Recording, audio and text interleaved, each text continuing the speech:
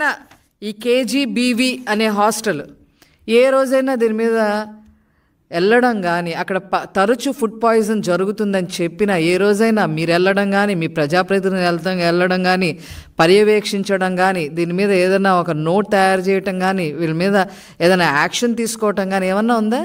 ఎందుకంటే అక్కడ ఉన్న వాళ్ళందరూ మీకు లంచాలు ఇచ్చి వచ్చిన వాళ్ళే, మీ మనుషులే, అక్కడ ఉన్న అధికారులంతా. క్లియర్గా పేర్లతో సహా చెప్తాను నేను చెప్పాలంటే. ఏ రోజన్నా వెళ్ళారా?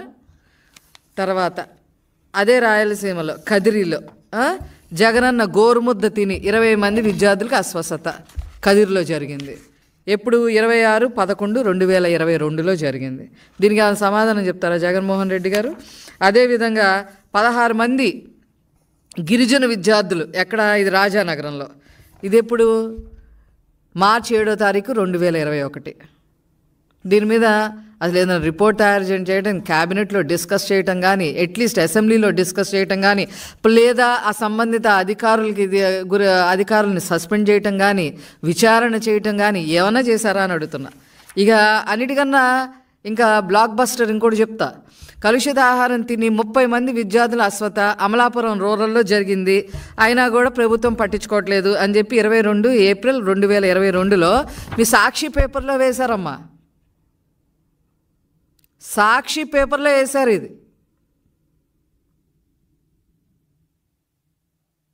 మీరు చేసిన తప్పుడు పనులకి మీకు కరెక్ట్గా సమాధానం చెప్పి మిమ్మల్ని ఎక్కడ ఉంచాలో అక్కడ ఉంచారు ప్రజలు.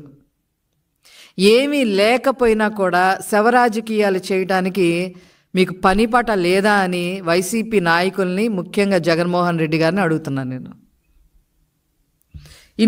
ఇవి కొన్ని ఎగ్జాంపుల్సేనండి. ఇవి కేవలం కొన్ని నేను 10 ఎగ్జాంపుల్స్ మాత్రమే చెప్పా. ప్రతి సంవత్సరం వాళ్ళున్న 5 సంవత్సరాల్లో వాళ్ళ గవర్నమెంట్లో ప్రతి సంవత్సరం ప్రతి నెల ఎక్కడో చోట ఏదో ఒకటి జరుగుతూనే ఉంది. దాని మీద ఏనాడు కూడా ఒక సమీక్ష చేయలే.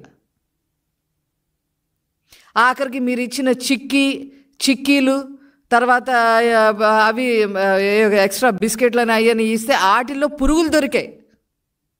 కానీ దాని మీద కూడా మీరు ఏ రోజు యాక్షన్ తీసుకోవాలి.